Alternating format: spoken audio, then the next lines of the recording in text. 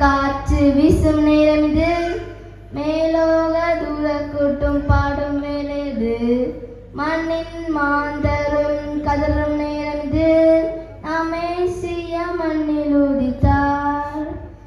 ஜில்லான குளிர் காற்று வீசும் நேரம் இது, மேலோக தூர கூட்டும் பாடும் வேலைது, மண்ணின் மாந்தரும் கதறும் நேரம் இது, மேசிய மண்ணில் உதித்தார்.